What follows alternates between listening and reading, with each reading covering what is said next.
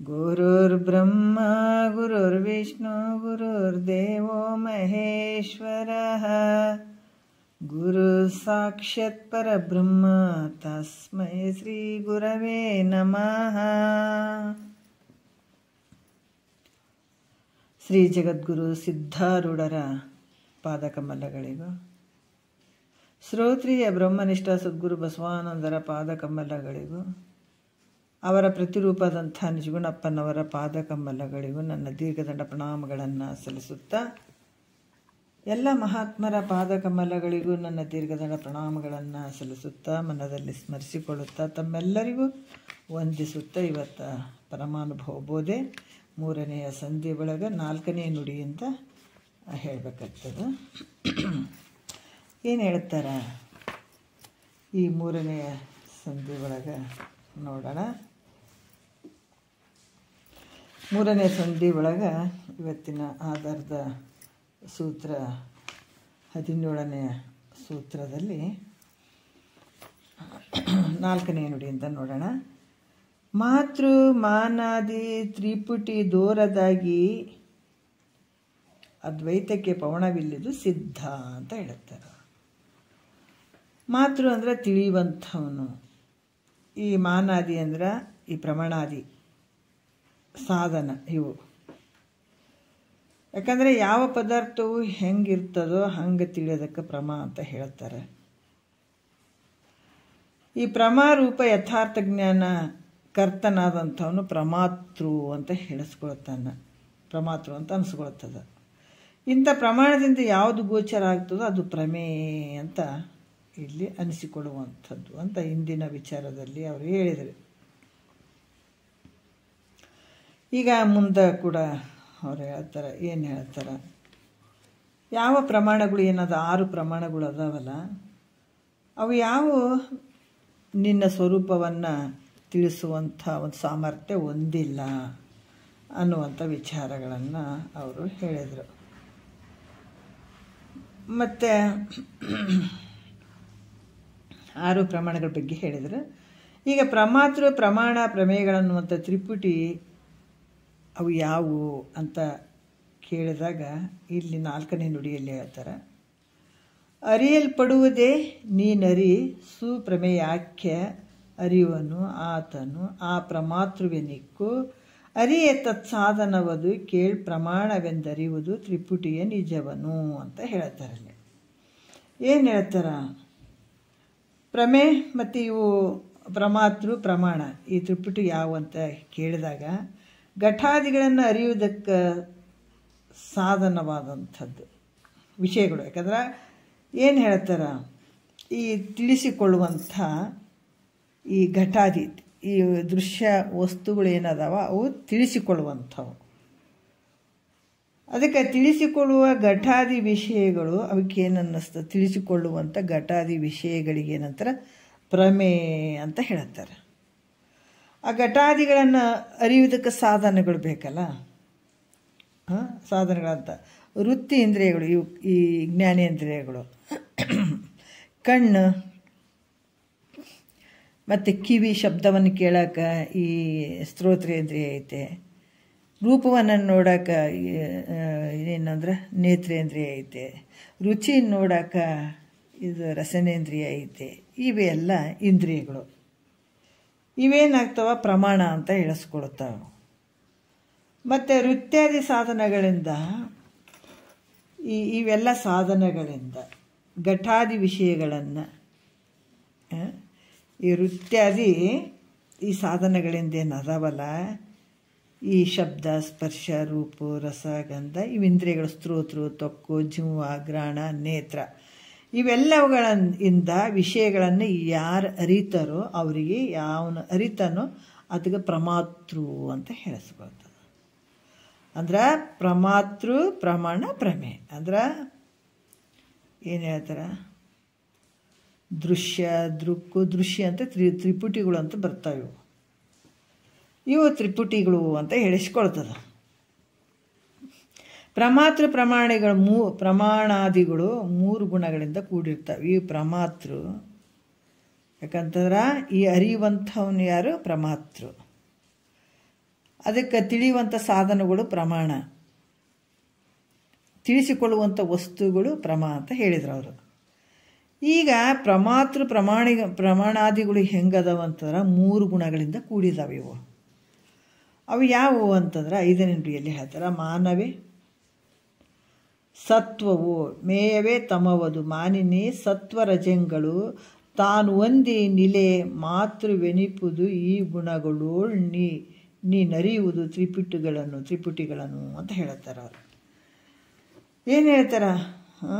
ಈ ಪ್ರಮಾಣವು ವಿಷಯಗಳನ್ನು ತಿಳಿಸಿಕೊಳ್ಳುವಂಥ ವಸ್ತುಗಳನ್ನು ಪ್ರಕಾಶ ಮಾಡೋದ್ರಿಂದ ಇದು ಸತ್ವಗುಣ ಇದೆ ಅಂತ ಅನಿಸ್ಕೊಳ್ತದೆ. ಇದು ಪ್ರಮಾಣ ಈ ಪ್ರಮೇಯನ್ನು ಪ್ರಕಾಶ ಮಾಡೋದ್ರಿಂದ, ವಸ್ತುಗಳನ್ನು ಪ್ರಕಾಶ ಮಾಡೋದ್ರಿಂದ ಏನಾಗ್ತದೆ? ಸತ್ವಗುಣ ಉಳ್ಳದ್ದು ಅಂತ ಅನಿಸ್ತದೆ. ಘಟಾದಿ ಪ್ರಮೇಯಗಳು ಅಂದರೆ ತಿಳಿಸಿಕೊಳ್ಳುವಂಥವು. ಈ ವಸ್ತುಗಳು ಪ್ರತಿಯೊಂದು, ಈಗ ನಾವು ಮೊಬೈಲ್ ಆಗಲಿ, ಗ್ರಂಥ ಆಗಲಿ, ಬೇರೆ ಬೇರೆ ವಸ್ತುಗಳನ್ನು ನಾವು ತಿಳಿಸಿಕೊಳ್ಳುವಂಥದ್ದು ಇದು ಪ್ರಮೇಯ. ಇವು ತಿಳಿಸಿಕೊಳ್ಳೋದ್ರಿಂದ ಇವು ಜಡ. ಈ ಪ್ರಮೇಯಗಳು ಏನದವ? ಜಡ ರೂಪಗಳಾಗಿರುವಂಥವು. ಯಾಕಂದರೆ ಈ ತನ್ನ ಜ್ಞಾನನೂ ಇಲ್ಲ, ಪರರ ಜ್ಞಾನನೂ ಇರದೇ ಇರುವಂಥದ್ದಕ್ಕೆ ಜಡ ಅಂತ ಹೇಳ್ತಾರೆ. ಇಂಥ ಜಡಗಳಿಂದ ಕೂಡಿದಂಥ ಪ್ರಮೇಯ ಏನಾದದು? ತಮೋಗುಣ ರೂಪವುಳ್ಳಂಥದ್ದು ಅಂತ ಹೇಳ್ತಾರೆ. ಪ್ರಮಾತೃ ಅಂತಂದಾಗ ಅಂತಃಕರಣ ವೃತ್ತಿ ರೂಪ, ಅಲ್ಲೇನದ? ಅಂತಃಕರಣ ವೃತ್ತಿ ರೂಪ ಇರ್ತದಲ್ಲಿ.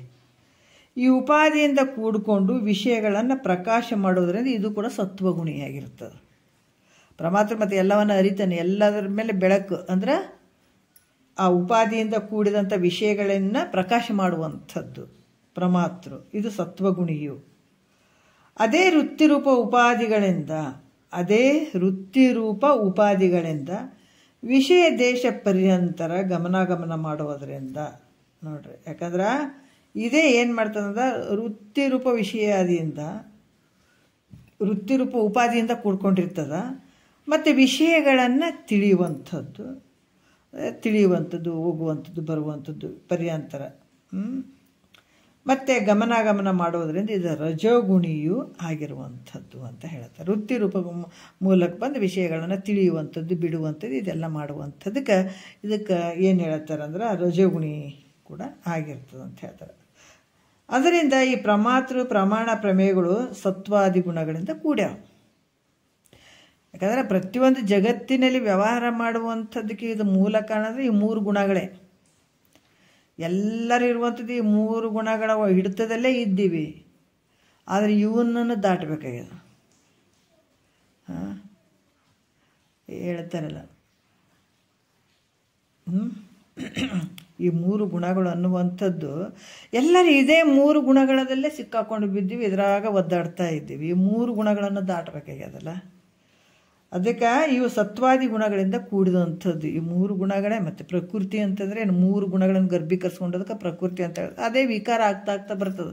ಮಹತ್ ಅನ್ನುವಂಥದ್ದು ಮೂಲ ಅಹಂಕಾರ, ಇದು ಯಾವುದು 3 ಅಹಂಕಾರಗಳನ್ನು ಗರ್ಭೀಕರಿಸ್ಕೊಂಡಿರ್ತದೆ ಮಹತ್ ಅನ್ನುವಂಥದ್ದು.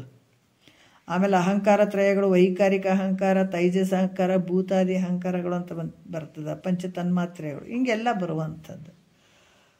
ಅದಕ್ಕೆ ಇಲ್ಲಿ ಕೂಡ ಈ ಸತ್ವಾದಿ ಗುಣಗಳಿಂದ ಕೂಡಿದಂಥದ್ದು ಪ್ರಮಾಣ ಪ್ರಮೇಯ. ಮತ್ತು ಇಲ್ಲಿ ಕೂಡ ಹೇಳ್ತಾರೆ, ಸತ್ವಾದಿ ಗುಣತ್ರಯಗಳಿಂದ ಕೂಡಿದ ಈ ತ್ರಿಪುಟಿಯ ವ್ಯವಹಾರವು ಎಲ್ಲಿರ್ತದೆ? ಇದು ಈ 3 ಗುಣಗಳಿಂದ ಕೂಡಿದಂಥದ್ದು ಈ ತ್ರಿಪುಟಿ. ಯಾವುದು? ಪ್ರಮಾಣ ಮತ್ತು ಪ್ರಮೇಯ. ಇವು 3 ಗುಣಗಳಿಂದ ಕೂಡಿದಂಥ ಈ ತ್ರಿಪುಟಿ ವ್ಯವಹಾರ ಎಲ್ಲೈತಪ್ಪ? ನಿನ್ನ ಸ್ವರೂಪದಲ್ಲಿ ಐತೇನು ಅಂದ್ರೆ ಇದು ನಿನ್ನ ಸ್ವರೂಪದಲ್ಲಿ ಇರದೇ ಇರುವಂಥದ್ದು.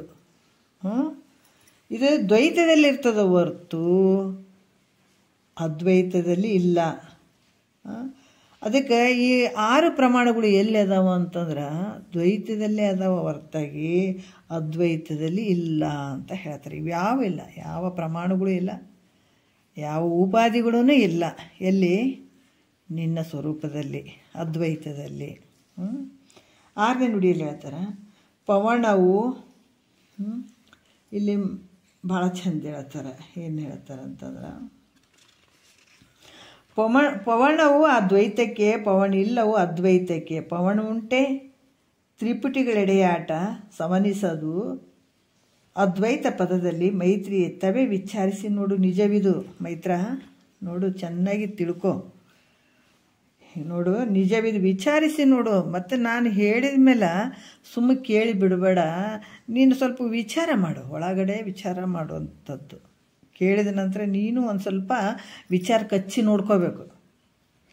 ಹೆಂಗೆ ಈ ತ್ರಿಪುಟಿಯು ಹೆಂಗದಂದ್ರೆ 3 ಗುಣಗಳಿಂದ ಕೂಡಿದಂಥದ್ದು ಅದು. ಇದು ಕೂಡ ಆದರೆ ಈ 3 ಗುಣಗಳಿಂದ ಕೂಡಿದಂಥ ಈ ತ್ರಿಪುಟಿಯು ನಿರ್ಗುಣವಾಗಿರುವಂಥ ನಿನ್ನಲ್ಲಿ, ನಿರ್ಮಲವಾಗಿರುವಂಥದ್ದು ನಿನ್ನಲ್ಲಿ, ಉಪಾಧಿ ರಹಿತವಾಗಿರುವಂಥ ನಿನ್ನಲ್ಲಿ ಅದ್ವೈತ ಪದದಲ್ಲಿ ಇದು ಪ್ರವೇಶ ಮಾಡಲಾರದು. ಈ ತ್ರಿಪುಟಿಗಳು ಕೂಡ ಇದು ಪ್ರವೇಶ ಮಾಡಲಾರದು. ನೋಡ್ರಿ ಎಷ್ಟು ಚಂದ ಹೇಳ್ತಾರೆ ಅವರು. ಅದರಿಂದ ತ್ರಿಪುಟಿಯೊಡಗೂಡಿದಂಥ 6 ಪ್ರಮಾಣಗಳು ಎಲ್ಲಿ ಇರ್ತವಿವು? ದ್ವೈತಕ್ಕದವ. ದ್ವೈತ ಅಂದ್ರೇನ? ಅದು ಬೇರೆ ಇದು ಬೇರೆ, ಎಲ್ಲ ಗದ್ದಲಗಳ ಗೂಡು ಇದು. ದ್ವೈತ ಪ್ರಪಂಚ ಅನ್ನುವಂಥದ್ದು ಏನಂದ್ರೆ ಬರೀ ಗದ್ದಲ, ಅದು ಬೇರೆ ನಾನು ಬೇರೆ ನೀನು ಬೇರೆ ಅದು ಬೇರೆ. ರಾಮ ಪ್ರಪಂಚದಿಂದ ಕೂಡಿದಂಥ ಈ ಜಗತ್ತು ದ್ವೈತ ರೂಪಕ್ಕೆ ಮಾತ್ರ ಇವೆಲ್ಲ ಅದಾವ. ಆದರೆ ಅದ್ವೈತವನ್ನು ತಿಳಿಸುವಂಥದ್ರಲ್ಲಿ ಪ್ರಮಾಣಗಳು ಸಮರ್ಥ ಆಗಂಗಿಲ್ಲ. ಅದಕ್ಕೆ ಇಲ್ಲಿ ಕೂಡ ಹೇಳ್ತಾರೆ, ಏನು ಹೇಳ್ತಾರೆ? ದ್ವೈತವು ಪ್ರಮಾಣಕ್ಕೆ ವಿಷಯ ಆಗೋದಿಲ್ಲ ಅಂತ ಕೂಡ ಹೇಳ್ತಾರೆ. ಈ ಮಾತು ಏನು ಹೇಳ್ತಾರೆ? ಅದ್ವೈತವು ಪ್ರಮಾಣಕ್ಕೆ ವಿಷಯ ಆಗಂಗಿಲ್ಲ ಅಂತ ಹೇಳ್ತದೆ. ಈ ಮಾತು ಸತ್ಯ ಐತಿ ನೋಡು, ನಿಜ ಐತಿ ನೋಡು ಮೈತ್ರ ಅಂತ ಹೇಳ್ತಾರೆ. ಮತ್ತು 7ನೇ ನುಡಿಯಲ್ಲಿ ಹೇಳ್ತಾರೆ 6 ಪ್ರಮಾಣಗಳು ದ್ವೈತವನ್ನು ವಿಷಯ ಮಾಡ್ತಾವೆ. 6 ಪ್ರಮಾಣಗಳೇನು? ಪ್ರತ್ಯಕ್ಷ ಪ್ರಮಾಣ, ಅನುಮಾನ ಪ್ರಮಾಣ, ಶಬ್ದ ಪ್ರಮಾಣ, ಉಪಲಬ್ಧಿ ಪ್ರಮಾಣ, ಅರ್ಥಪತ್ತಿ ಪ್ರಮಾಣ, ಉಪಮಾನ ಪ್ರಮಾಣ ಅಂತ 6 ಪ್ರಮಾಣಗಳು ಹೇಳಿದ್ರಲ್ಲ, ಅವು ದ್ವೈತವನ್ನು ವಿಷಯ ಮಾಡ್ತಾವ, ಅದ್ವೈತವನ್ನು ವಿಷಯ ಮಾಡಂಗಿಲ್ಲ ಅವು ಅಂತ ಹೇಳಿದ ಮೇಲೆ ದ್ವೈತವು ಅಪ್ರಾಮಾಣ್ಯವಾಗಿರುವುದರಿಂದ ಗ್ರಹಿಸಲಿಕ್ಕೆ ಯೋಗ್ಯ ಅಲ್ಲ ಅಂತ ಶಂಕೆ ಮಾಡ್ಬೋದಲ್ಲ? ಶಂಕೆ ನಮಗೆ ಸಂಶಯ ಬರಬಹುದಲ್ಲ ಅಂದರೆ, ಯಾಕಂದ್ರೆ ಎಲ್ಲ ವಸ್ತುಗಳು ಆ ಪ್ರಮಾಣಗಳು ದ್ವೈತವನ್ನು ವಿಷಯ ಮಾಡ್ತಾವೆ, ಅದ್ವೈತವನ್ನು ವಿಷಯ ಮಾಡೋದಿಲ್ಲ ಅಂತಂದ್ರೆ ಅದ್ವೈತ ಅಪ್ರಾಮಾಣ್ಯವಾಗಿರುವುದರಿಂದ ಅದು ಗ್ರಹಿಸಲಿಕ್ಕೆ ಯೋಗ್ಯ ಅಲ್ಲ ಅಂತ ಶಂಕೆ ಮಾಡಿದ್ರೆ ಅದ್ವೈತವು ಇಲ್ಲಿ ಹೇಳ್ತಾರೆ ಅದಕ್ಕೆ ಯಾವ ಪ್ರಮಾಣಗಳು ಬೇಕಾಗಿಲ್ಲ ಅದ್ವೈತಕ್ಕೆ. ಅದ್ವೈತ ಹೆಂಗಂದ್ರೆ ಸ್ವತಃ ಪ್ರಮಾಣ ರೂಪವಾಗಿರುವಂಥದ್ದು ಐತಿ ಅಂತ ಇದಕ್ಕೆ ಉತ್ತರ ಕೊಡ್ತಾರೆ ಅವ್ರು, ಹೇಳ್ತಾರೆ ಅವರು. 7ನೇ ನುಡಿಯಲ್ಲಿ ಹೇಳ್ತಾರೆ ಜಡ ಜಗವಿದು ಪುಸಿ ಅಜಡಾತ್ಮ ಸತ್ಯನೆಂಬೆಡೆಯೋಳ ಅಬಾಧ್ಯ ಚಿನ್ಮಯನಾಗಿ ಕೆಳದಿರ್ಪ ತಾನೆ ಪವಣ ವಹಿಸಿ ತಿಳಿಯಲ್ ಆ ಜಡ ಜಗವಿದು ಮಿಥ್ಯ ಪವಣಲ್ಲ. ನೋಡ್ರಿ, ಇದು ಜಡ ಜಗವಿದು ಅಂದ್ರೆ ಇದು ತನ್ನ ಜ್ಞಾನನೂ ಇಲ್ಲ, ಪರರ ಜ್ಞಾನನೂ ಇಲ್ಲ. ಅದ ಶ್ವೇತರಗ್ನಿಪ್ತಿ ಶೂನ್ಯವಾದ ಜಗತ್ತು, ಜಡವಾದಂಥದ್ದು ಇರುವಂಥದ್ದು ಇದು ಜಗತ್ತು ಐತಪ್ಪ. ಯಾಕಂತಂದ್ರೆ ಇದು ಆತ್ಮನಿಂದ ತಿಳಿಸಿಕೊಳ್ಳುವಂಥದ್ದು ಜಗತ್ತು. ಈ ಜಡ ಜಗವಿದು ಪುಸಿಯ ಜಡ ಆತ್ಮ ಸತ್ಯನು ಅಂದ್ರೆ ಆತ್ಮನಿಂದ ತಿಳಿಸಿಕೊಳ್ಳುವಂಥದ್ದು ಈ ಜಗತ್ತೈತೆ. ಇದು ಹೆಂಗದ? ಜಡವಾಗಿರುವಂಥದ್ದು. ಅದರಿಂದ ಇದು ಹೆಂಗದ? ಮಿಥ್ಯೆ ಆಗಿರುವಂಥದ್ದು. ತಿಳಿಸಿಕೊಳ್ಳುವಂಥದ್ದು ಯಾವ ಪದಾರ್ಥಗಳು ಅದಾವ ಅವೆಲ್ಲ ಮಿಥ್ಯೆ ಅದಾವ ಅಂತ ತಿಳ್ಕೊಳ್ಬೇಕು. ಮತ್ತು ತಿಳಿಯುವಂಥ ಆತ್ಮ ಹೆಂಗದನ? ಚೈತನ್ಯ ಸ್ವರೂಪವಾಗಿದ್ದಾನೆ, ಅಜಡದಿಂದ ಕೂಡಿದನಂತ. ಅದರಿಂದ ಆತ ಹೆಂಗದನ? ನಿತ್ಯ ಆಗಿದ್ದಾನ, ಯಾವಾಗಲೂ ಇರುವಂಥವನದಾನ, ಅಬಾಧ್ಯ ಚಿನ್ಮಯನಾಗಿ. ಯಾಕಂದ್ರೆ ಆತ ಸತ್ಯ ಅದಾನ, 3 ಕಾಲದಲ್ಲೇ ಅದಾನ, ನಿತ್ಯನಾಗಿದ್ದಾನ, ಆನಂದಮಯವಾಗಿದ್ದಾನ, ಮತ್ತು ಯಾವಾಗಲೂ ಇರುವಂಥವನದಾನ, ಅದ್ವಿತ್ಯನಾಗಿರುವಂಥವನು, ಮತ್ತು ತನಗೆ ತಾನೇ ಪ್ರಮಾಣವಾಗಿದ್ದಾನತ. ಪ್ರಮಾಣ ತಾನೇ ಆಗಿರುವಂಥವನು. ತನಗೆ ಮಿಥ್ಯಾದ ಜಗತ್ತು, ತನಗೆ ಮಿಥ್ಯಾದಂಥ ಜಗತ್ತು ಪ್ರಮಾಣ ಆಗ್ತದೆ ಅಂದರೆ ಆಗಂಗಿಲ್ಲ. ಅದರಿಂದ ಆತ್ಮ ಹೆಂಗದನ? ಸ್ವತಃ ಸಿದ್ಧ ಅಂದ್ರೆ ಸ್ವಯಂ ಪ್ರಕಾಶದಿಂದ ಕೂಡಿದಂಥ. ಅದಕ್ಕೆ ಪವಣ ವಹಿಸಿ ತಿಳಿಯಲ್ಲ ಜಡ ಜಗವಿದು ಮಿಥ್ಯೆ ಪವಣ ಅಲ್ಲ, ಅದು ಈ ಒಂದು ನಿನ್ನ ಸ್ವರೂಪಕ್ಕೆ ಅದ್ವೈತಕ್ಕೆ ಅದು ಪ್ರಮಾಣ ಆಗಂಗಿಲ್ಲ. ಜಗತ್ತು ಜಡದಿಂದ ಕೂಡಿದಂಥದ್ದು ಅಥವಾ ಸ್ವತಃ ಸಿದ್ಧವಾಗಿರುವಂಥದ್ದು, ಯಾವಾಗಲೂ ಇರುವಂಥದ್ದು. ಅದು ಉಪಾಧಿ ರಹಿತವಾಗಿರುವಂಥದ್ದು, ಯಾವುದೇ ಪ್ರಮಾಣಕ್ಕೆ ಸಿಲುಕದೇ ಇರುವಂಥದ್ದು, ಸ್ವತಃ ಸಿದ್ಧವಾಗಿರುವಂಥದ್ದು ಅದ್ವೈತ. ಮತ್ತು 8ನೇ ನುಡಿಯಲ್ಲಿ ಹೇಳ್ತಾರೆ, ಜ್ಞಾನ ಸ್ವರೂಪನಾದ ಆತ್ಮನೇ ಪ್ರಮಾಣ ರೂಪನೆಂದು ಹೇಳುವುದಕ್ಕಿಂತಲೂ ಅಹಂಕಾರ ವೃತ್ತಿಯಿಂದ ವಿಶಿಷ್ಟವಾದ ಜ್ಞಾನವೇ ಪ್ರಮಾಣವಾಗಿರುವುದಂತ ಅಂಗೀಕಾರ ಮಾಡಲಿಕ್ಕೆ ಯಾಕೆ ಬರೋಂಗಿಲ್ಲ ನೋಡ್ರಿ.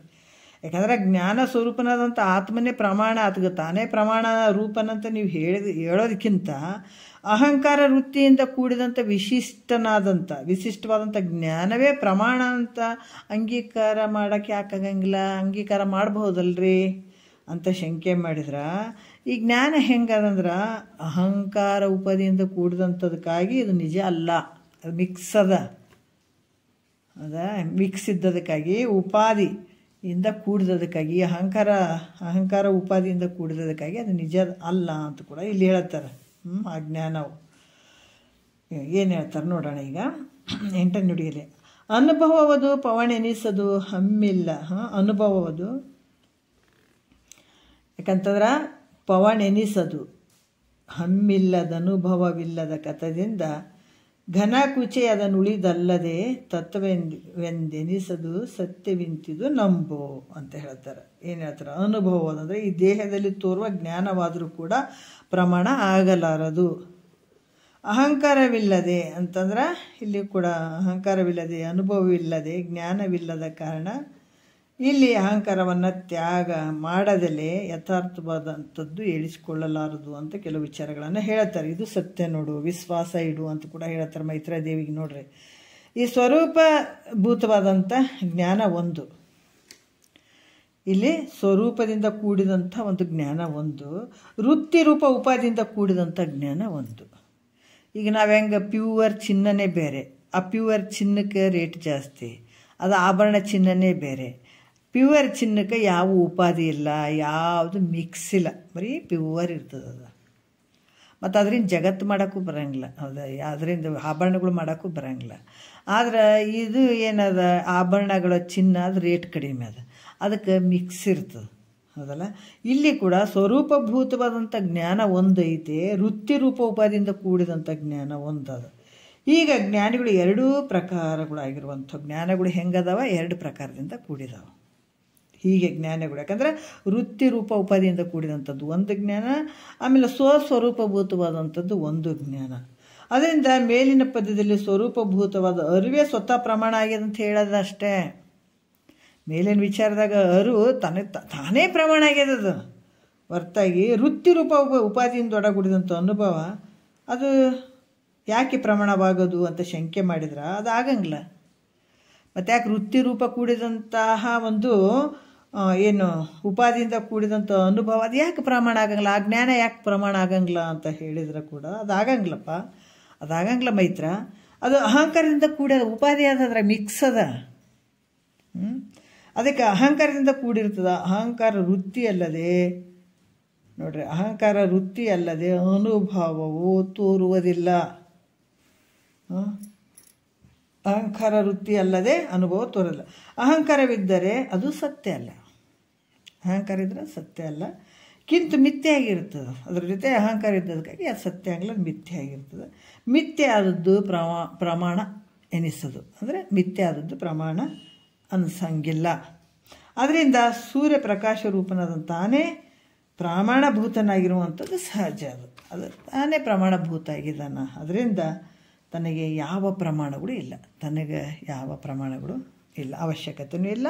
ಅದು ಪ್ರಮಾಣಗಳು ತೋರ್ಸೋಕ್ಕೂ ಬರೋಂಗಿಲ್ಲ, ಅದರ ಅವಶ್ಯಕತೆಯೂ ಇಲ್ಲ, ಅದು ಇಲ್ಲವೇ ಇಲ್ಲ ಅಂತ ಕೂಡ ಹೇಳ್ತಾರೆ. 9ನೇ ನುಡಿಯಲ್ಲಿ ಹೇಳ್ತಾರೆ, ಪೂರ್ವದಲ್ಲಿ ಹೇಳಿದ ಜ್ಞಾನವು ಶಿಷ್ಯರಿಗೆ ತಿಳಿದೇ ಹೋದರೆ, ನೋಡ್ರಿ, ಮೊದಲ ಹೇಳಿದಂಥ ಜ್ಞಾನ ಶಿಷ್ಯರಿಗೆ ತಿಳಿದೇ ಹೋದರೆ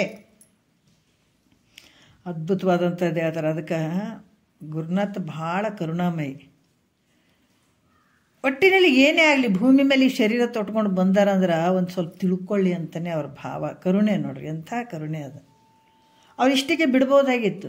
ಈಗೇನು ಹೇಳಿದ್ದಾರೆ ಇಷ್ಟು ತನಗೆ ತಾನೇ ಸ್ವತಃ ಪ್ರಮಾಣವಾಗಿರುವಂಥದ್ದು ಯಾವ ಪ್ರಮಾಣಗಳು ಇದಕ್ಕಿಲ್ಲ, ಇದಕ್ಕಿಲ್ಲ, ನಿನ್ನ ಸ್ವರೂಪಭೂತವಾದಂಥ ಅದ್ವೈತಕ್ಕೆ ಯಾವುದೂ ಇಲ್ಲ ಇದಕ್ಕೆ ಪ್ರಮಾಣ ಅಂತ ಹೇಳಿದರು. ಆದರೆ ಇಂಥ ಜ್ಞಾನ ಈಗ ಮೊದಲು ಏನು ಹೇಳಿದ್ರಲ್ಲ, ಆ ಹೇಳಿದಂಥ ಜ್ಞಾನ ಶಿಷ್ಯರಿಗೆ ತಿಳಿದೇ ಹೋದರೆ ಏನು ಮಾಡೋದು ಅಂತ ಮುಂದೆ ವಿಚಾರಗಳನ್ನು ಹೇಳ್ತಾರೆ ಅವರು 9ನೇ ನುಡಿಯಲ್ಲಿ. ಇದು ತಾನೇ ಸುಜ್ಞಾನ ನಿರ್ಯೋಗವಿದು ತಿಳಿಯದವರಿಗೆ ವರ ನಿರ್ಗುಣ ಅಭ್ಯಾಸ ಪದಗತಿಯನ್ನು ಪೇಳುವುದು ಅಲಸದೆ ಗುರುಗಳು ಸದಮಳ ಬೋಧ ಸಂಜನಿಸಲ್ಕೆ ಅಂತ ಹೇಳ್ತಾರೆ ನೋಡ್ರಿ. ಯಾಕಂದ್ರೆ ಒಂದು ವೇಳೆ ಇದು ಭಾಳ ಮೇಲ್ಮಟ್ಟದ ಪರಮಾನುಭವದ ಹೆಂಗದಂದ್ರೆ ಮೇಲ್ಮಟ್ಟದಿಂದ ಕೆಳಗಡೆ ಹಿಂಗೆ ಬರುವಂಥದ್ದು. ಇದು ಇಷ್ಟು ದಿವಸ ಏನು ಹೇಳಿದ್ರಲ್ಲ 3ನೇ ಸಂಧಿತನ ಭಾಳ ಅದ್ಭುತವಾದಂಥ ವಿಚಾರಗಳು. ಈಗ ಇದನ್ನು ತಿಳಿದೇ ಹೋಗುವಂಥದ್ದು, ತಿಳಿದೇ ಹೋದರೆ ಅಂಥ ಶಿಷ್ಯರಿಗೆ ಈ ಒಂದು ಯಾಕಂತಂದ್ರೆ ಮುಂದಿನ ಒಂದು ಅಭ್ಯಾಸ ಯೋಗದ ನಿರ್ಗುಣ ಯೋಗದ ಅಭ್ಯಾಸವನ್ನು ಅದಕ್ಕೂ ಇದನ್ನು ನೋಡ್ರಿ ಅಂತ ಹೇಳ್ತಾರೆ. ಅದೇನು ತಿಳಿಲಿಲ್ಲ ಅಂತಂದರೆ ಅಟ್ಲೀಸ್ಟ್ ಈ ನಿರ್ಗುಣ ಯೋಗದ ಅಭ್ಯಾಸವನ್ನಾರ ಇದನ್ನು ತಿಳ್ಕೊಳ್ರಿ ಅಂತ ಹೇಳ್ತಾರೆ ಮುಂದಿನ ಸಂಧಿಯಲ್ಲಿ. ಅಂದ್ರೆ ಇಂದಿನ ಒಂದು ವಿಚಾರಗಳನ್ನು ತಿಳಿದೇ ಇದ್ರೆ ಈ ಮುಂದಿನ ಸಂಧಿಯಲ್ಲಿ ನಿರ್ಗುಣ ಯೋಗದ ಅಭ್ಯಾಸವನ್ನು ಹೇಳ್ತೀವಿ, ನಿರ್ಗುಣ ಯೋಗದ ಬಗ್ಗೆ ಹೇಳ್ತದೆ. ಅಟ್ಲೀಸ್ಟ್ ಅದರ ತಿಳ್ಕೊಳ್ರಿ. ಈಗ ಹೇಳಿದಂಥದ್ದು ಬಹಳಷ್ಟು ಶ್ರೇಷ್ಠವಾದಂಥದ್ದು. ಇದು ತಿಳಿದೇ ಹೋದರೆ ಇಲ್ಲಿ ಏನಂದ್ರೆ ನಿರ್ಗುಣ ವಿಷಯ ಬಗ್ಗೆ ಹೇಳುತ್ತದೆ, ಅದನ್ನು ಅಟ್ಲೀಸ್ಟ್ ಅಷ್ಟರ ತಿಳ್ಕೊಳ್ರಿ. ಅದಕ್ಕೆ ಭಾಳ ಚಂದ. ಸುಮ್ಮನೆ ಕಾಲವನ್ನು ಕಳೆದು ಸಾವುದು ಚಿತ್ತವೇ ಭಾಳಷ್ಟು ತಿಳಿಸ್ಲಿಕ್ಕೆ ಪ್ರಯತ್ನ ಮಾಡ್ತಾರೆ. ಯಾಕಂದ್ರೆ ಏನು ತಿಳ್ಕೊಂಡಿದೆ ಅದು ಉಳ್ಕೋತದ, ಅದು ನಿನಗೆ ಮುಂದಿನ ಜನ್ಮಕ್ಕೆ ಭಾಳಷ್ಟು ಈಗ ಏನು ನಾವು ಮುಕ್ತನ ಆಗಲಿಲ್ಲ ಇವು ಕಿವಿಗೆ ಬಿದ್ದಂಥ ವಾಕ್ಯಗಳು ಭಾಳ ಕೆಲಸ ಮಾಡ್ತಾವೆ. ಅದಕ್ಕೆ ಮಹಾತ್ಮರು ಹೇಳ್ತಾರೆ, ಒಂದು ತಿಳಿಲಿಲ್ಲ ಅಂದ್ರೆ ಒಂದು ತಿಳಿಯವಲ್ದಂತ ಕುಂದ್ರಬೇಡ ನೋಡು. ಕುಂತ್ರೆ ನಿನ್ನ ನಷ್ಟ ನೀನೇ ಮಾಡ್ಕೊಳ್ತಿ. ಬೇರೆ ಅವ್ರು ನಷ್ಟ ಮಾಡಿದ್ರು ಇವ್ರು ನಷ್ಟ ಮಾಡಿ ನಾವು ಹೇಳ್ತೀವಿ ಇಲ್ರಿ ಅವರಿಂದ ಭಾಳ ನಷ್ಟ ಐತ್ರಿ, ಅವರಿಂದ ಭಾಳ ಅನಾಹುತ ಐತ್ರಿ, ಭಾಳ ನೀನೇ ಅನಾಹುತ ಮಾಡ್ಕೊಳಕತ್ತಿದೆ, ನೀನೇ ನಷ್ಟ ಮಾಡ್ಕೊಳಕತ್ತಿದೆ, ನಿನ್ನ ಜೀವನ ನೀನೇ ಅನರ್ಥವಾಗಿ ಹಾಳು ಮಾಡ್ಕೊಳಕತ್ತಿದೆ ಅಂತಾರೆ ಮಹಾತ್ಮರು. ಯಾಕಂದ್ರೆ ಇದನ್ನು ಯಾವಾಗ ತಿಳ್ಕೊಳಂಗಿಲ್ಲ ಅಂದ್ರೆ ಎಂಥ ದೊಡ್ಡ ನಷ್ಟ ರೀ ಅಂತ ಹೇಳ್ತಾರೆ, ಭಾಳ ನಷ್ಟ. ಅದಕ್ಕೆ ಅವ್ರು ಹೇಳ್ತಾರೆ, ನರಜನ್ಮದಿಂದ ಇಷದೋಳು ಮಿಗಿಲುಂಟೆ. ಇದು ನರಜನ್ಮ ಬಂದದೆ, ಮನುಷ್ಯನ ಶರೀರ ಬಂದು ಬಿಟ್ಟದಲ್ಲ, ಇದಕ್ಕಿಂತ ದೊಡ್ಡದು ಏನಾರು ಐತೇನು. ಮತ್ತು ಇದನ್ನು ಹಂಗೆ ಕಳ್ಕೊಂಡ್ಬಿಟ್ಟಾಗ ಇದ್ರಷ್ಟು ನಷ್ಟನೂ ಯಾವುದಿಲ್ಲ, ದೊಡ್ಡ ನಷ್ಟ ಇದು. ಅದಕ್ಕೆ ಈ ಒಂದು ನಿರ್ಗುಣ ಯೋಗ ಅಭ್ಯಾಸ ಅದರ ಅಟ್ಲೀಸ್ಟ್ ಮಾಡುವಂಥದ್ದು ಇಲ್ಲಿ. ಮತ್ತು ಇದನ್ನು ನಿರ್ಗುಣ ಅಭ್ಯಾಸ ಪದಗತಿ ಏನು ಅಂದ್ರೆ ಕ್ರಮವಾಗಿ. ಯಾಕಿದು ಕ್ರಮವಾಗಿ ಹೇಳ್ಬೇಕಂದ್ರೆ ಅಲ್ಲೊಂಚೂರು ಇಲ್ಲೊಂಚೂರು ಹಿಂಗೆ ಹೇಳಿದ್ರೆ ಇದು ಜ್ಞಾನ ಅಳವಡಂಗಿಲ್ಲ. ಈಗ ಒಬ್ಬ ವ್ಯಕ್ತಿ ಆಪ್ರೇಷನ್ ಮಾಡ್ಕೋಬೇಕಾದ್ರೆ ಡಾಕ್ಟ್ರು ಅಲ್ಲಿ ಅಡ್ಮಿಟ್ ಮಾಡಿ ಆಪ್ರೇಷನ್ ಮಾಡಿ ಎಲ್ಲ ಮಾಡಿ 7 ದಿವಸ ಇದ್ದುಕೊಂಡು ನೀ ಆರಾಮಾಗಿದ್ದೆಪ್ಪ ಅಂದಮೇಲೆ ಆತ ಹೊರಗೆ ಹೋಗ್ಬೇಕು. ಅಲ್ಲಿವರೆಗೆ ಆತ ಡಾಕ್ಟ್ರ್ ಹಿಡಿತದಲ್ಲೇ ಇರ್ತಾನಿಲ್ಲ. ಮತ್ತು ಹೊಟ್ಟಿ ಆಪ್ರೇಷನ್ ಮಾಡ್ತಾ ಎದ್ದು ತಿರುಗಾಡಕ್ಕೆ ಹೋದ್ನಂದ್ರೆ ಏನು ಗತಿ ಆಗಂಗದ. ಅದ್ರಂಗೆ ಇದು ಕೂಡ ಹಾಗೇನೆ. ನಾವೆಲ್ಲವೂ ಒಂದು ಚೂರು ಅಲ್ಲಿ ಕೇಳಿದೀವಿ, ಇಲ್ಲಿ ಕೇಳಿದೀವಿ, ಒಂದು ಚೂರು ಹಿಂಗೆಂಗಪ್ಪ ಅಂತಂದ್ರೆ ಇನ್ನೊಂದಿಷ್ಟು ತೊಂದರೆಗಳೇ ಆಗ್ತವೆ ವಿನಃ ಅಲ್ಲಿ ಯಾವ ರೀತಿಯಿಂದನೂ ನೆಮ್ಮದಿ ಶಾಂತಿ ಇಂಥ ತತ್ವವನ್ನು ಅಳವಡಕ್ಕೆ ಸಾಧ್ಯ ಇಲ್ಲ. ಯಾವಾಗ ಹೇಳ್ತಾರೆ ಅವರು ಪದಗತಿ ಅಂದರೆ ಕ್ರಮವಾಗಿ, ಗುರು ಕ್ರಮವಾಗಿ ಹೇಳಬೇಕು, ಶಿಷ್ಯ ಕ್ರಮವಾಗಿ ಕೇಳಬೇಕು. ಕ್ರಮ ತಪ್ಪಿ ನಡೆಯದರಿಂ ಕಷ್ಟಮಿನ್ನುಂಟೆ ಹೇಳಿದಾರ. ನಿಜಗೊಂಡು ಹೇಳ್ತಾರೆ ಏನು ಹೇಳ್ತಾರಂದ್ರೆ, ಕ್ರಮ ತಪ್ಪಿ ನಡೆಯೋದರಿಂ ಕಷ್ಟ ಮಿನ್ನುಂಟೆ, ಮಮಕಾರಕ್ಕಿಂತೆ ಮಿಕ್ಕಿನ ಬಂಧ ಮುಂಟೆ. ನೋಡ್ರಿ, ಕ್ಷಮೆಯಿಂದ ಮುಕುತಿ ಸಾಧನ ಪೆರತುಂಟೆ, ವಿಮಲ ಮಾನಸದಿಂದ ಶುಭತೀರ್ಥ ಮುಂಟೆ, ಕ್ರಮ ತಪ್ಪಿ ನಡೆಯೋದರಿಂ ಕಷ್ಟ ಮಿನ್ನುಂಟೆ. ಎಷ್ಟು ಚಂದ ಹೇಳ್ತಾರೆ. ಒಂದು ಕ್ರಮವೇನು ತಪ್ಪಿದ್ರೆ ಅದಕ್ಕಿಂತ ಏನೈತೆ ಹೇಳ್ರಿ ಕ್ರಮ. ನಾವು ಇದನ್ನು ಚೆನ್ನಾಗಿ ಕೇಳಿಲ್ಲ, ಕ್ರಮಬದ್ಧವಾಗಿ ಕೇಳಲಿಲ್ಲ ಅಂತಂದ್ರೆ ಮತ್ತು ಎಷ್ಟು ಜನ್ಮಗಳು ಬರ್ತಾವ, ಎಷ್ಟು ಕಷ್ಟಗಳು ಅದಾವ, ಕಾಯ್ಕೊಂಡು ಕುಂತಾವ ನಿನ್ನ ಸಲುವಾಗಿ.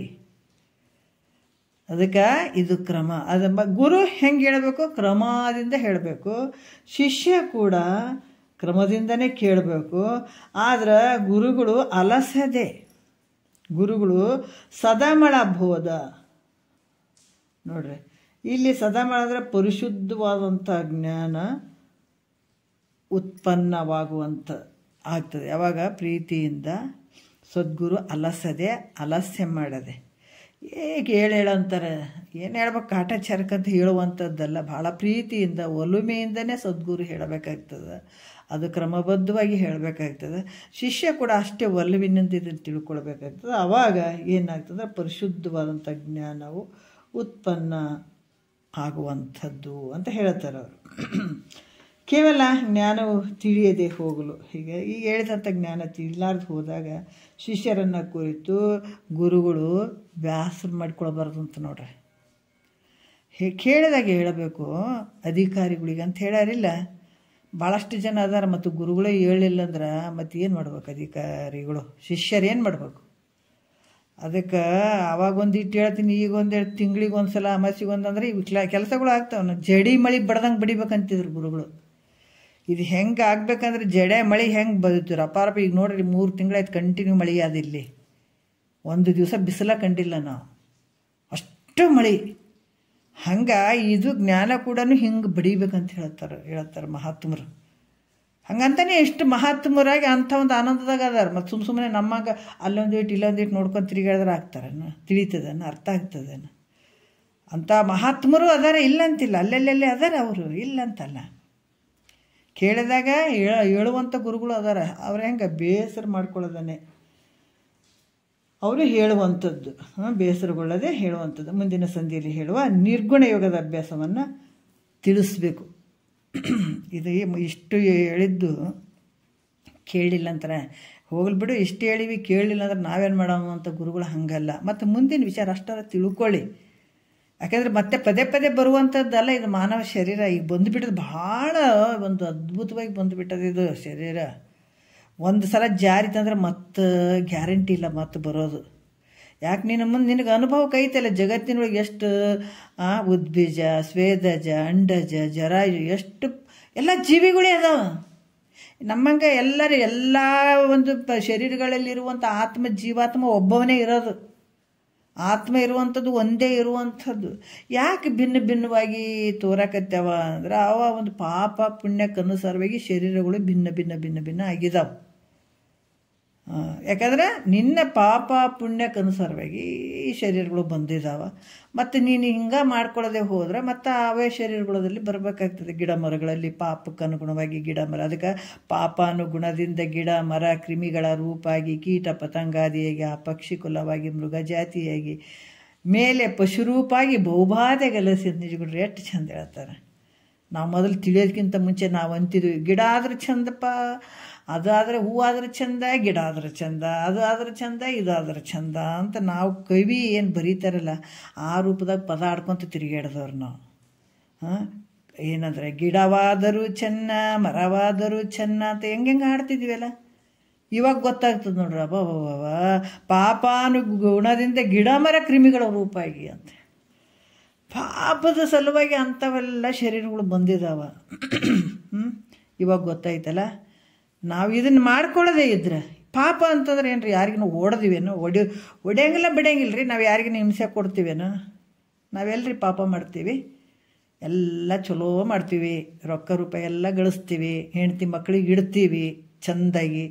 ಅವ್ರು ಚಂದ ಇರಲಿ ಅಂತ ಒಬ್ಬ ಗುರುಗಳಿಗೆ ಒಂದು ಪೈಸೆ ಕೊಡಲಾರ್ದ, ಸತ್ಪಾತ್ರಕಂ ದಾನಂ ಕೊಡಲಾರ್ದ, ಗುರು ವಾಕ್ಯ ಕೇಳಲಾರ್ದ, ಗುರುಗಳು ಬಂದಾರಿ ಒಂದು ತಾಸು ಕುಂತು ಕೇಳ್ಬೇಕು ಅನ್ನೋದಕ್ಕೆ ಕೂಡ ನಮಗೆ ಪೇಷನ್ಸ್ ಇರಲಾರ್ದ, ಇನ್ನೊಂದು ತಟಕ್ಕೆ ದುಡಿದ್ರೆ ಇನ್ನೊಂದು ಸ್ವಲ್ಪ ಹೆಂಡ್ತಿ ಮಕ್ಕಳಿಗೆ ಆಗ್ತದಲ್ಲ, ಮನೆಗೆ ಆಗ್ತದಲ್ಲ ಅಂತ ದುಡಿದು 60 ವರ್ಷ ಈ ಶರೀರದಾಗಿರುವಂಥ ಎಲ್ಲ ಅವಯವಗಳನ್ನು ಕಳ್ಕೊಂಡು ಒಂದು ಮೂಲಿಗೆ ಕೂತ್ಕೊಂಡಾಗ ನೀನು ಬಲ್ಲಿರುವಂಥ ರೊಕ್ಕ ಎಲ್ಲ ಕಸ್ಕೊಂಡ್ಬಿಡ್ತಾರೆ ಅವ್ರು. ನಿನಗೇನು ಚಂದ ನೋಡ್ತಾರನ?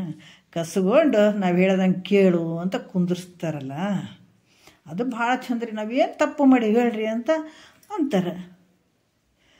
ಅದಕ್ಕೆ ನೋಡಪ್ಪ, ಇದೆಲ್ಲ ನಮ್ಮ ಲಿಸ್ಟ್ನಾಗಿಲ್ಲ. ಯಮಧರ್ಮ ಒದ್ಕೊಂತ ಹೋಗ್ತಾನೆ. ನಮ್ಮ ಲಿಸ್ಟ್ನಾಗ ಏನು ಇಲ್ಲಪ್ಪ. ನೀನು ಎಷ್ಟು ಚಂದ ಕಮ್ಮಗೆ ಸಂಸಾರ ಮಾಡೀನಂದ್ರೂ ಕೂಡ ನಮ್ಮ ಲಿಸ್ಟ್ನಾಗಿಲ್ಲ. ನೀನು ಏನು ಮಾಡಿದ್ ಮತ್ತು ಪಾಪ ದುರಿತ ಕರ್ಮ, ಯಾಕಂದ್ರೆ ಪಾಪದ ಕೆಲಸಗಳನ್ನೇ ಮಾಡಿದ್ದೀನಿ ನೀನು. ಎಂತ ಪರಮಾತ್ಮಗೆ ಭಾಷೆ ಕೊಟ್ಟು ಹೋಗಿ ಅದನ್ನು ಮರೆತು ಮಾಡಬಾರ್ದು ಮಾಡಿ ಬಂದಿದೆ ಅಂದ್ರೆ ನಮ್ಮ ಲಿಸ್ಟ್ನಾಗಿಲ್ಲ, ನಡಿ ಅಂತ ಓದ್ದು ಹೇಳ್ಕೊಂಡು ಹೋಗ್ತಾನೆ ನೋಡ್ರಿ ಅವಾಗ. ಅದಕ್ಕೆ ಹೇಳ್ತಾರೆ, ಯಮನ ದೂತರು ಬಂದು ಎದೆಗೊದ್ದೊಯ್ಯುವಾಗ ಏನೆಂದು ನಾ ಹೇಳಲಿ,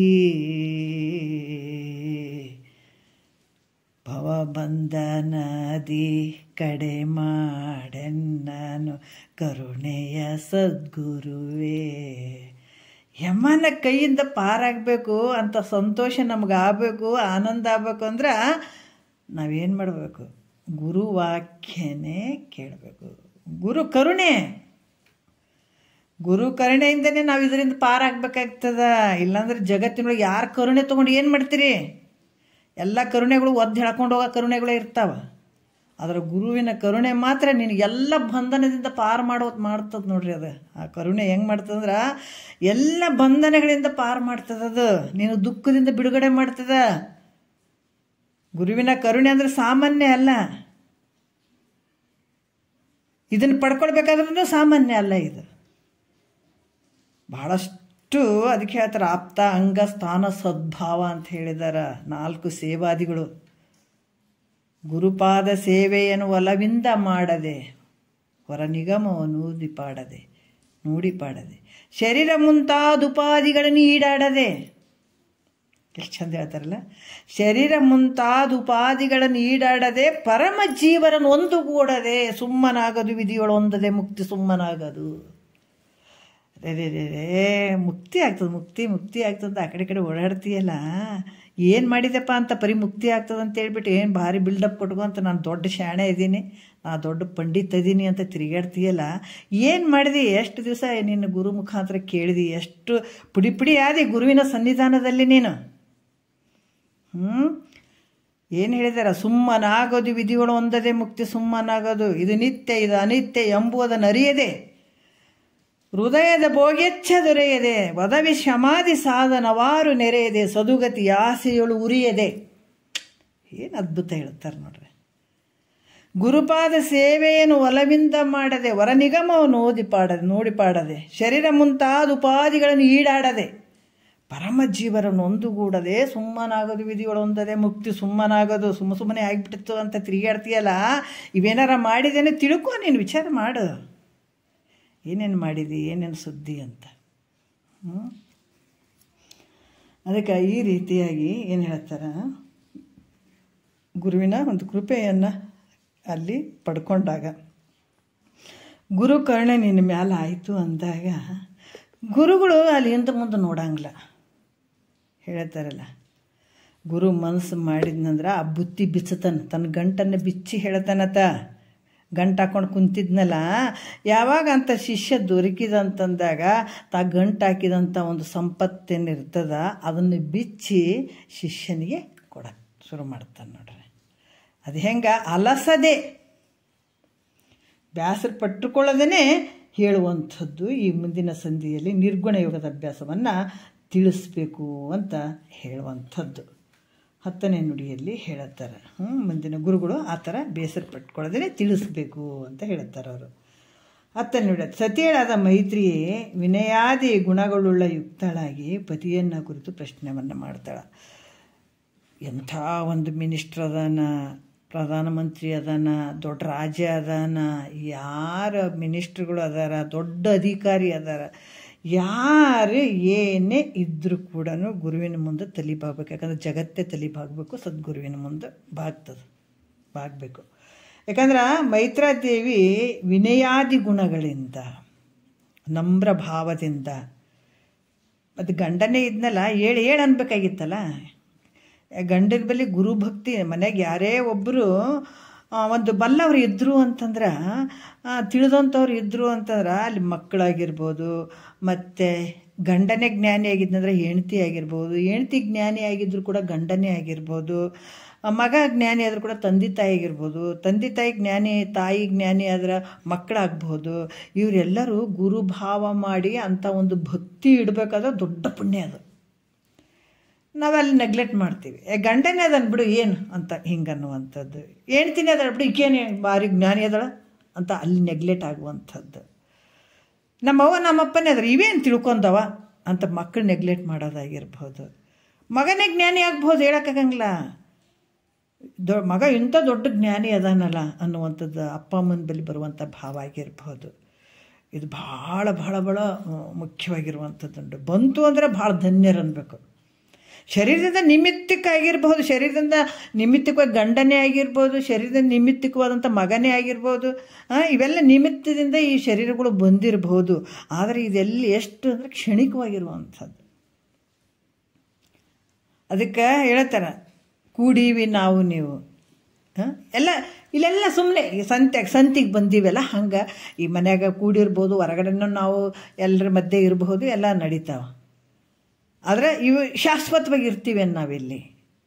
ಗಂಡ ಹೆಂಡ್ತಿನೇ ಆಗಿರ್ಬೋದು, ಮಕ್ಕಳು ತಂದೆ ತಾಯಿ ಆಗಿರ್ಬೋದು, ಮಕ್ಕಳಾಗಿರ್ಬೋದು, ಬಂಧು ಬಳಗ ಆಗಿರ್ಬೋದು, ಎಲ್ಲರೂ ಇಲ್ಲಿ ಕ್ಷಣಿಕನೇ.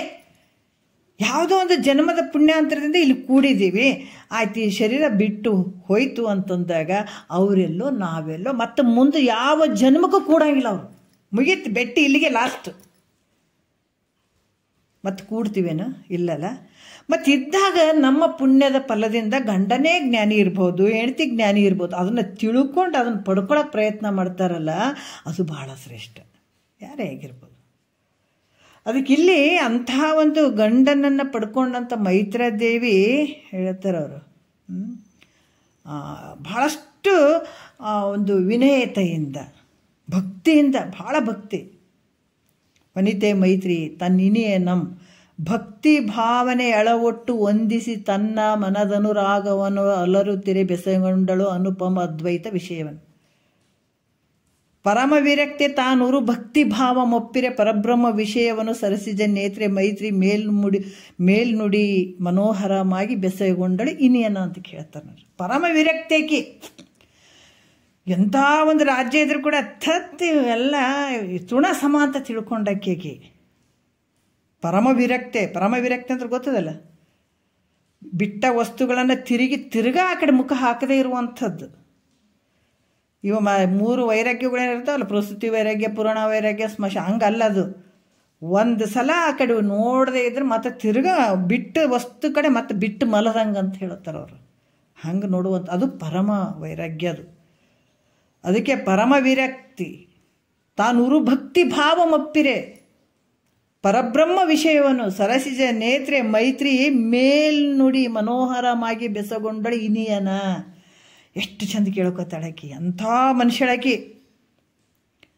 ತಾನೂರು ಭಕ್ತಿ ಭಾವ, ಭಾಳ ಭಕ್ತಿ ಭಾವದಿಂದ ಪರಬ್ರಹ್ಮ ವಿಷಯವನ್ನು ಮೇಲ್ನುಡಿ ಮನೋಹರವಾಗಿ ಅಂದರೆ ಮೆಲ್ಲಕ ನಮ್ರ ಭಾವದಿಂದ ಆ ಗಂಡಿಗೆ ಗುರು ಭಾವ ಮಾಡಿಕೊಂಡು ನಮ್ರ ಭಾವದಿಂದ ಸಾಷ್ಟಾಂಗ ನಮಸ್ಕಾರ ಮಾಡಿ ಆಕೆ ಕೇಳುವಂಥದ್ದು. ಗುರುವಿನಲ್ಲಿ ಅಷ್ಟಾಂಗಗಳು ನೆಲಕ್ಕಚ್ಚಿ ಸಾಷ್ಟಾಂಗ ನಮಸ್ಕಾರ ಮಾಡುವಂಥದ್ದು ಭಾಳ ಯೋಗ್ಯ. ಯಾಕಂತಂದ್ರೆ ಒಂದು ವಿಚಾರ, ಬರೀ ದೇವರಿಗೆ ನಾವು ಹಿಂಗೆ ನಮಸ್ಕಾರ ಮಾಡ್ಬೋದು, ಹಿಂಗೆ ಬಗ್ಗೆ ನಮಸ್ಕಾರ ಮಾಡಬಹುದು. ಸದ್ಗುರುವಿನ ಹತ್ರ ಸಾಷ್ಟಾಂಗ ನಮಸ್ಕಾರ ಮಾಡುವಂಥದ್ದು ಯೋಗ್ಯ. ಯಾಕಂದ್ರೆ ಸಾಷ್ಟಾಂಗ ನಮಸ್ಕಾರ ಮಾಡಿದಾಗ ಗುರು ಹಂಗಂತ ಹಂಗಲ್ಲ. ಅದು ಗುರುವಿಗೆ ಏನಾಗಲಿ, ನೀನು ಸಾಷ್ಟಾಂಗಾರ ಮಾಡು, ನಿನ್ನ ಕಿಂಗ ಬಗ್ಗ್ಯಾರ ಮಾಡು, ನೀನು ಕೈಯನ ಮುಗಿ, ಏನು ಮಾಡಿ ಅದು ನಿನಗೆ ಬಿಟ್ಟದ್ದು ಅಂತ ಹೇಳ್ತಾರೆ ಅವರು. ಗುರುವಿಗೇನಲ್ಲದು.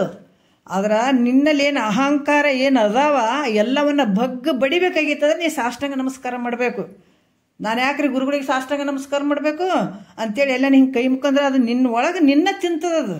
ಆ ಭಾವ, ಆ ಮದ ಅನ್ನುವಂಥದ್ದು ಏನಾಗ್ತದಂದ್ರೆ ನಿನ್ನ ತಿಂತದದು. ಅದಕ್ಕೆ ನಮ್ಮಲ್ಲಿರುವಂತಹ ಏನಿದು ಮದಗಳು ಏನಿರ್ತಾವ ಅವನ್ನ ನೆಲಕ್ಕೆ ಬಡಿಬೇಕಂತಂದ್ರೆ ನಮ್ಮಲ್ಲಿರುವಂಥ ಆ ಮದವನ್ನು ಅವೆಲ್ಲವನ್ನು ಕಳ್ಕೊಳ್ಬೇಕನ್ನುವಂಥದ್ದಾದ್ರೆ ಗುರುವಿಗೆ ಸಾಷ್ಟಾಂಗ ನಮಸ್ಕಾರ ಮಾಡಿದಾಗ ಅವು ನಮ್ಮಲ್ಲಿರುವಂಥವು ಏನು ಎದ್ದು ನಿಂತಿರ್ತಾವೆ ನೋಡ್ರಿ. ನಾನು ಅಂಥವಿದ್ದೀನಿ ಇಂಥವಿದ್ದೀನಿ ಅಹಂಕಾರ ಮದಗಳು ಏನು ಹಿಂಗೆ ನಿಂತಿರ್ತಾವವು. ಅವ್ರಿಗೆ ಯಾಕೆ ನಮಸ್ಕಾರ ಮಾಡ್ಬೇಕು, ಇವ್ರಿಗೆ ಯಾಕೆ ನಮಸ್ಕಾರ ಮಾಡಬೇಕು, ಅವು ಹಂಗಂತ ಇವೆಲ್ಲ ಎದ್ದು ನಿಂತಿರ್ತಾವೆ ಒಳಗೆ, ನಿನ್ನನ್ನು ಬಗ್ಗು ಬಿಡ್ತಿರ್ತಾವೆ ಒಳಗೆ. ಅದು ನಿನಗೆ ಗೊತ್ತಾಗಂಗಿಲ್ಲದು. ಅದಕ್ಕೆ ಅವನ್ನ ನೀ ಬಗ್ಗ ಬಿಡಬೇಕಾದ್ರೆ ಸಾಷ್ಟಾಂಗ ನಮಸ್ಕಾರ ಮಾಡು ಗುರುಗಳಿಗೆ. ಅವು ಹೋಗ್ಬೇಕು ಮೊದಲು. ನಿನ್ನ ಒಳಗೆ ಏನು ಇವು ಎದ್ದು ನಿಂತಾವಲ್ಲ ಇವೆಲ್ಲ ಬಗ್ಗು ಬಿಡಬೇಕು, ಅವು ಹೋಗ್ಬೇಕು ಮೊದಲು. ಅವು ಇದ್ದಾಗ ಇವು ಒಳಗೆ ಅಳವಡಂಗಿಲ್ಲ, ಗುರುವಾಕ್ಯಗಳು ಇವೆಲ್ಲ ಬರಂಗಿಲ್ಲ ಅವು. ಅದಕ್ಕೆ ಈ ರೀತಿಯಾಗಿ ಅಲ್ಲಿ ಏನು ಹೇಳ್ತಾರೆ, ಪ್ರಶ್ನವನ್ನು ನಮಸ್ಕಾರ ಮಾಡಿ ಪತಿಯನ್ನು ಕುರಿತು ನಮಸ್ಕಾರ ಮಾಡಿ ಕೇಳ್ತಾಳೆ. 10ನೇ ನುಡಿಯಲ್ಲಿ ಮುನಿವರ ನಿಂತು ಬೋಧಿಸಿ ಕೇಳಿದನು ಒಲವಿಂದೆ ವನಿತೆ ಮೈತ್ರಿ ವಂದಿಸಿ ಮತ್ತೆ ವಿನಯದಿ ನಿಜಪತಿಗೆರಗಿ ನಿರ್ಗುಣ ಯೋಗದ ಅನುವನ್ನು ಒರೆಯುವುದೆಂದು ಎಂದೋಳು ಒಲವಿಂದೆ ಅಂತ ಹೇಳ್ತಾರೆ. ಮುನಿವರ ನಿಂತು, ಮುನಿವರ ಅಂದರೆ ಯತಿ, ಎಲ್ಲಕ್ಕಿಂತ ಶ್ರೇಷ್ಠವಾದಂಥವ್ರು ಯತಿಗಳು, ಮುನಿಗಳಿಗಿಂತ ಶ್ರೇಷ್ಠವಾಗಿರುವಂಥದ್ದು ಮುನಿವರನು ಅಂತ ಹೇಳ್ತಾರೆ, ಯತಿಗಳು. ಯಾಕಂತಾರೆ ಮೈತ್ರಾದೇವಿ ಏನು ಮಾಡ್ತಾರೆ, ಪ್ರೀತಿಯಿಂದ ವಂದಿಸಿ ನಮಸ್ಕಾರ ಮಾಡಿ ವಿನಯದಿಂದ ನಮ್ರತೆಯಿಂದ ನಿಜ ಪತಿಯೇ, ಯಾರು ನಿಜ ವಸ್ತುವನ್ನು ತಿಳ್ಕೊಂಡಿದ್ದಾನಲ್ಲ, ನಿಜ ವಸ್ತು ಇದು, ಇಂಥ ಒಂದು ನಿಜವನ್ನು ತಿಳ್ಕೊಳತ್ತಾರೆ, ತನ್ನ ನಿಜ ಗಂಡ ಅಂತ ಹೇಳ್ತಾರೆ. ಯಾಕಂದ್ರೆ ಇಲ್ಲೇನು ಹೇಳ್ತಾರೆ, ನಿಜ ಪತಿ ಅಂತ ಹೇಳ್ತಾರೆ. ಇಂಥ ತನ್ನ ಒಂದು ಯತೀಶ್ವರನಾಗಿರುವಂಥ ಯಜ್ಞವಲ್ಕರ ಇಂಥ ಉಪದೇಶವನ್ನು ಮಾಡಿ, ಈ ಪ್ರಕಾರವನ್ನು ಉಪದೇಶವನ್ನು ಮಾಡಲು ಸತಿ ಹೇಳಾದಂಥ ಮೈತ್ರಾದೇವಿ, ನೋಡಿ ಇದು ತಿಳಿಲಿಲ್ಲ ಅಂತಂದರೆ ಇದು ಮುಂದಿನ ವಿಚಾರವನ್ನು ನನಗೆ ಹೇಳೋ, ನೀ ಅಲಸದೆ. ಅದಕ್ಕೆ ಹೇಳ್ತಾರ, ವರ ಮುನಿಪತಿ ನಿನ್ನ ಚರಣ ಪಂಕುರು ಹಾಕಿ ಶರಣೆಂಬುದಲ್ಲದೆ ಪೆರತ್ತೇನು, ಪರಕಿಸಲರಿಯೇ ನಾನದರಿಂದ ನೀನತಿ ಕರುಣದಿಂದ ಒರೆದು ರಕ್ಷಿಪುದು ಎನ್ನನು ಅಂತ ಕೇಳಿದಾಳಕಿ ಮೈತ್ರಾದೇವಿ. ಆಕೆ ಹೇಳ್ತಾಳ, ನೀ ಮತ್ತೆ ನನಗೆ ಹಿಂಗೆ ಕೇಳ ಹಂಗೆ ಕೇಳ ಅಂತ ಅನ್ಬೇಡ, ನನಗೆ ಇದು ತಿಳಿಲಿಲ್ಲ ಅಂದ್ರೆ ಮತ್ತೆ ಇನ್ನೂ ಒಂದನ್ನು ಹೇಳ್ರಿಪ್ಪ ಅಂತ ಹೇಳಿ ಸತಿ ಹೇಳಾದಂಥ ಮೈತ್ರಿ ಈ ತತ್ವವನ್ನು ಭಕ್ತಿಯಿಂದ ಶ್ರವಣ ಮಾಡಿ ಪುನಃ ನಿರ್ಗುಣ ಯೋಗದ ಸ್ವರೂಪವನ್ನು ಈಗ ಏನು ಹೇಳಿದ್ದು ಈ 3 ಸಂಧಿಗಳನ್ನು ಭಾಳಷ್ಟು ಚಂದ ಅದು ತತ್ವವನ್ನು ಭಕ್ತಿಯಿಂದ ಶ್ರವಣ ಮಾಡಿದಳಕಿ ಮಾಡಿ ಪುನಃ ನಿರ್ಗುಣ ಯೋಗದ ಸ್ವರೂಪವನ್ನು ಉಪದೇಶ ಮಾಡ್ರಿ ಅಂತ ಬೇಡ್ಕೊತಾಳಕಿ. ಅದಕ್ಕೆ ಇಲ್ಲಿ ಮತ್ತೆ ಮುಂದೆ ಹೇಳ್ತಾರೆ, ಅನ್ನದ ನುಡಿ ಉಕ್ತ 3 ಸಂಧಿಗಳಲ್ಲಿ ಸಾಧ್ಯವನ್ನು ಹೇಳಿದ್ದೀವಿ, ಇನ್ನು ಮುಂದೆ 3 ಸಂಧಿಗಳಲ್ಲಿ ಸಾಧನದ ಲಕ್ಷಣ ಹೇಳ್ತೀವಿ ಅಂತ ಹೇಳಿ 11ನೇ ಒಂದು ನುಡಿಯಲ್ಲಿ ಹೇಳ್ತಾರೆ, 3 ಸಂಧಿಯೊಳು ಇಂತು ತೋರಿ ಸಾಧ್ಯವನ್ನ ಇನ್ನು ಬೇರೆ ಸಾಧನದ ಲಕ್ಷಣವನ್ನು ತೋರುವೆ ಎನ್ನು ಉತ್ತರವಾಗಿ ತೋರುವ ಸಂಧಿ 3ರೊಳ ಅಚ್ಚರಿ ಪಡುವಂತೆ ಅಂತ ಹೇಳ್ತಾರೆ. ಈಗ ಹೇಳುವಂಥ 3 ಸಂಧಿಗಳಲ್ಲಿ ಸಾಧನಗಳನ್ನು ಏನೊಂದು ನಿರೂಪಣೆ ಮಾಡದೆ ಸ್ವತಃ ಸಿದ್ಧವಾದ ಪರಬ್ರಹ್ಮ ವಸ್ತುವನ್ನು ನಿರೂಪಣೆ ಮಾಡಿದ್ವಿ. ಹಿಂದಿಂದ ಹಿಂಗೆ ಮಾಡಿರಿ ಹಂಗೆ ಮಾಡಿರಿ ಅಂತ ಹೇಳಿಲ್ಲ, ಬಟ್ ನಿನ್ನಲ್ಲಿರುವಂತಹ ಏನು ತತ್ವ ಪರಬ್ರಹ್ಮ ತತ್ವವನ್ನು ನಿರೂಪಣೆ ಮಾಡಿದ್ವಿ. ನೋಡಿ ಹಿಂಗೆ ಅದಾವೆ, ಇದನ್ನು ಬಿಟ್ಕೋ, ಬಟ್ ನಿನ್ನಲ್ಲಿ ಸ್ವತಃ ಸ್ವಯಂ ಸ್ವರೂಪವಾದಂಥ ಆತ್ಮ ಪ್ರಕಾಶದಿಂದ ಕೂಡಿದಂಥದ್ದು ಅಂತ ಇವೆಲ್ಲ ವಿಚಾರಗಳನ್ನು ನಾವು ಹೇಳಿದ್ವಿ. ಆದರೆ 1ನೇ ಸಂಧಿಯಲ್ಲಿ ಏನೊಂದು ತೋರದ ಸಚ್ಚಿದಾನಂದ ಎಂಬ ಪದದಿಂದ ಸೃಷ್ಟಿ ಪೂರ್ವದಲ್ಲಿ ಸಚ್ಚಿದಾನಂದ ಸ್ವರೂಪವಾದ ಒಂದು ಬ್ರಹ್ಮವೇ ಇತ್ತಂತ ಹೇಳಿ, ಯಾಕಂದರೆ ಸೃಷ್ಟಿ ಪೂರ್ವದಲ್ಲಿ ಇರುವಂಥದ್ದು ಒಂದೇ ಬ್ರಹ್ಮ, ಏನೊಂದು ತೋರದ ಅಜ್ಞಾನವಲ್ಲದ ಸಚ್ಚಿದಾನಂದ ಅಂತ ತೊಗೊಂಡಿದ್ದಾರೆ ಅಲ್ಲಿ ಫಸ್ಟಿಗೆ.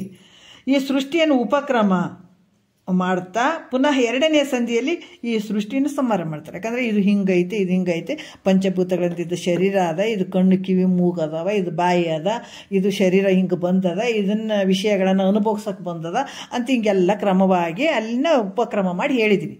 ಅದಾದಮೇಲೆ ಈ ಶರೀರ ಏನು ತೋರಕತ್ತಿದಲ್ಲ ಇದು ನಂದು ಅಂತ ಅನ್ಕೋಬೇಡ, ಇದು ನಿಂದು ಅಲ್ಲ, ಈ ಮನಸ್ಸು ತೋರಕತ್ತಿದೆ ಇದು ನಿಂದು ಅಲ್ಲ, ಇದು ಯಾವುದು ನಿಂದು ಅಲ್ಲಪ್ಪ, ಇದನ್ನು ಬಿಟ್ಟುಬಿಡು ಅಂತ 2ನೇ ಸಂಧಿ ಒಳಗೆ ಹೇಳ್ಕೊಂತ ಬಂದರು. ಉಪಕ್ರಮ ಉಪಸಂಹಾರ ಅಲ್ಲಿ ಜೋಡಿಸಿದ್ರು, ಇಲ್ಲಿ ತೆಗೆದು ಹಾಕಿದ್ರು.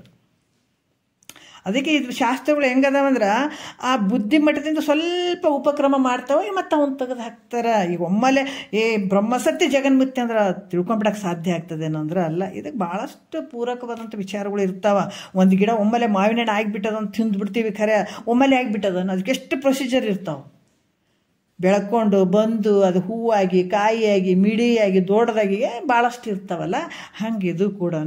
ಅದಕ್ಕೆ ಸೃಷ್ಟಿಯನ್ನು ಉಪಸಂಹಾರ ಮಾಡಿ ಕಡೆಯಲ್ಲಿ ಅಕಲಂಕ ಅದ್ವಯ ಬೋಧಾತ್ಮನಾತ್ಮ, ಯಾಕಂದರೆ ಬೋಧಮಯನಾತ್ಮ ದೃಶ್ಯ ದೃಕ್ಕುಗಳನ್ನೆರಡನ್ನು ನೇತಿಗಳೆಯಲು ನೋಡೋ. ಯಾಕಂದರೆ ಯಾವುದೇ ಕಲಂಕ ಇರದೇ ಇರುವಂತಹ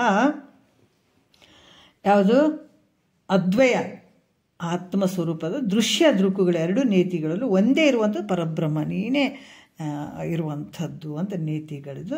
3ನೇ ಸಂಧಿಯಲ್ಲಿ ಉಪಕ್ರಮ ಉಪಸಂಹಾರಗಳ ಆದ್ಯಂತಗಳಲ್ಲಿ ಅಧಿಷ್ಠಾನವಾದಂಥ ಪರಬ್ರಹ್ಮ ಒಂದೇ ಆದ ಅನ್ನುವಂಥದ್ದು, ಅದು ಭ್ರಾಂತಿಗೆ ವಿಲಕ್ಷಣವಾಗಿರುವಂಥದ್ದು. ಇದು ಭ್ರಾಂತಿಗೆ ವಿಲಕ್ಷಣವಾಗಿರುವಂಥದ್ದು ಐತಪ್ಪ ಅಂತ ಹೇಳಿ ಈ ಬ್ರಹ್ಮಜ್ಞಾನವನ್ನು ಹೇಳಿದರು ಹಿಂದಿನ ವಿಚಾರದಲ್ಲಿ.